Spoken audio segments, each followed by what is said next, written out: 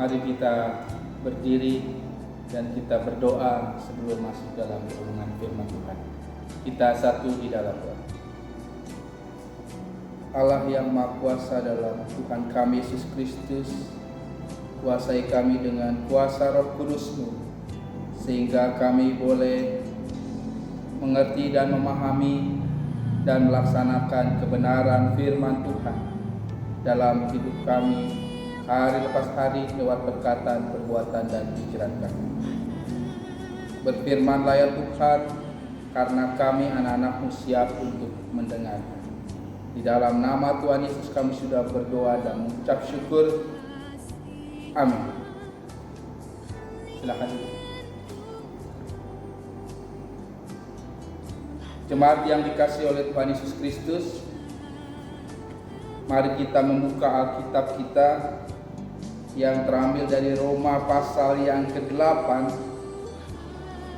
ayat yang ke-6 sampai dengan ayat yang ke-14. Mari sama-sama kita membacanya. Hidup oleh roh, karena keinginan daging adalah maut, tetapi keinginan roh adalah hidup dan damai sejahtera. Sebab keinginan daging adalah perseteruan terhadap Allah, karena ia tidak takluk pada hukum Allah. Hal ini memang tidak mungkin baginya. Mereka yang hidup dalam daging tidak mungkin berkenan kepada Allah. Tetapi kamu tidak hidup dalam daging, melainkan dalam roh, jika memang roh Allah diam di dalam kamu. Tetapi jika orang tidak memiliki roh Kristus, ia bukan milik Kristus. Tetapi jika Kristus ada di dalam kamu, maka tubuh memang mati karena dosa, tetapi roh adalah kehidupan oleh karena kebenaran. Dan jika roh Dia yang telah membangkitkan Yesus dari antara orang mati diam di dalam kamu, maka Ia yang telah membangkitkan Kristus Yesus dari antara orang mati akan menghidupkan juga tubuhmu yang fana itu oleh rohnya yang diam di dalam kamu. Jadi saudara-saudara, kita adalah orang berhutang, tetapi bukan kepada daging, supaya hidup menurut daging. Sebab jika kamu hidup menurut daging, kamu akan mati. Tetapi jika oleh rohmu kamu matikan perbuatan-perbuatan tubuhmu, kamu akan hidup. Semua orang yang dipimpin roh Allah adalah anak Allah. Sedemikian jauh pembacaan firman Tuhan. Yang berbahagia kita yang membaca, merenungkan dan melakukannya dalam kehidupan hari lepas hari. Hosea. Jemaat Gemindo Philadelphia yang sangat dikasihi oleh Tuhan Yesus Kristus, ini kali yang kedua kita kembali beribadah dengan metode seperti ini. Sekaligus sebagai bangsa Indonesia juga sebagai gereja, kita sedang berduka bersama akan hal ini. Tetapi mari kita yakin dengan pertolongan Tuhan bahwa situasi ini akan segera berakhir.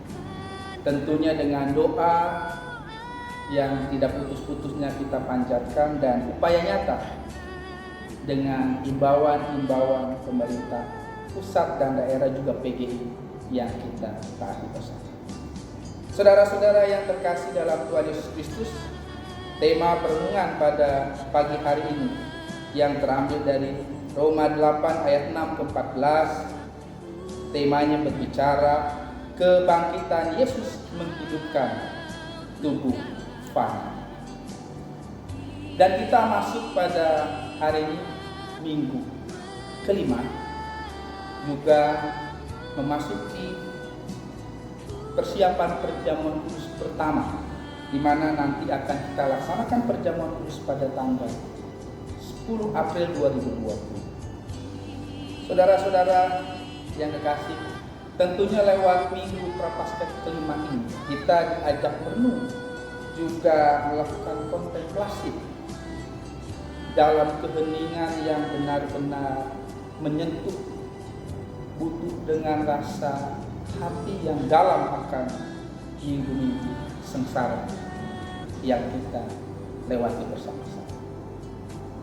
Lewat Minggu Prapaskah ini kembali kita diajak dengan situasi yang mungkin berbeda dari tahun sebelumnya, dengan situasi bangsa menghadapi wabah COVID-19 ini. Sekali lagi kita diajak untuk merenung bersama bahwa ini adalah penderitaan yang secara iman harus kita yakini Tuhan mengizinkan ini terjadi. Dengan banyak edukasi atau pesan-pesan kehidupan yang harus kita cermati. Dan nanti ketika situasi ini berlalu, maka harus ada perubahan dalam gaya hidup manusia, dalam gaya hidup bergereja dan gaya hidup pribadi kita pribadi. Entah itu lewat spiritualitas atau rohani kita, entah itu pola hidup, kesehatan dan sebagainya. Saudara-saudara yang dikasih dalam Tuhan, Yesus yang bangkit telah mengalahkan maut yang nanti akan kita rayakan pada masa. Dan Ia tidak hanya mengalahkan maut, tetapi Dia memberikan kita Roh Allah. Roh Allah kalau dalam perjanjian lama, dalam perjanjian baru sering disebut Roh Kudus. Roh Allah dan Roh Kudus ini adalah sama Roh dari Allah itu sendiri. Nah, ketika kita diberikan Roh Kudus, maka kita hidup harus sesuai dengan kehendak Tuhan. Hidup oleh Roh dan hidup menurut Roh. Nah, dengan situasi ini, ketika kita hidup oleh Roh Kudus, maka hikmat dan kebijaksanaan menjadi hal yang utama dalam menyikapi problem dan dinamika sekarang ini. Dengan hikmat dan kebijaksanaan dari Roh Allah itu sendiri, maka kita harus menghadirkan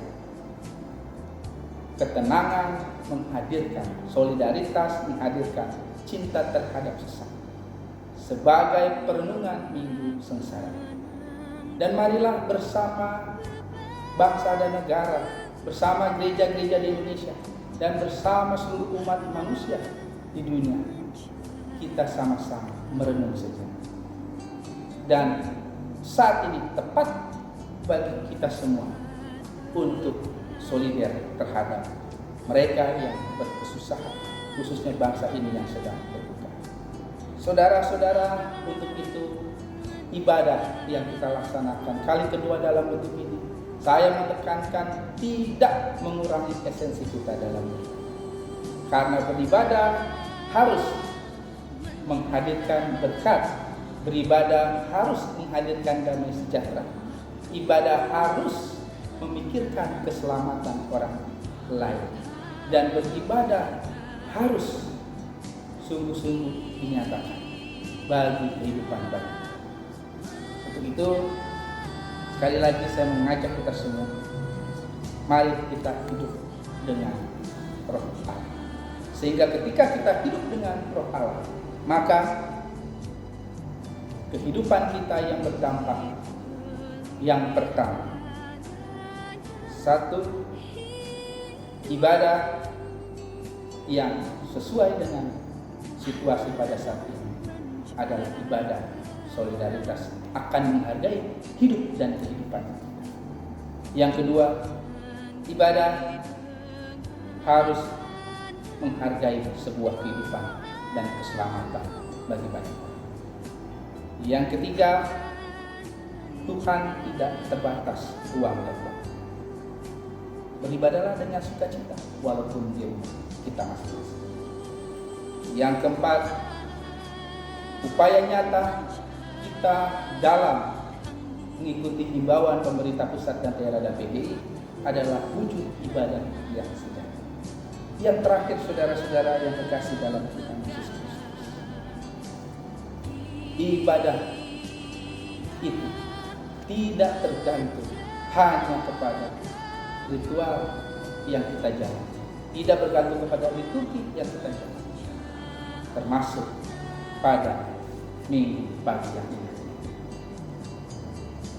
Mari sama-sama kita merenungi peristiwa ini dengan baik, pergumulan bersama ini dengan baik, dan kita yakin badai pasti berlalu, kita yakin ada pelangi sehabis itu. Selamat hari Minggu, Tuhan Yesus memberkati kita semua. Amin.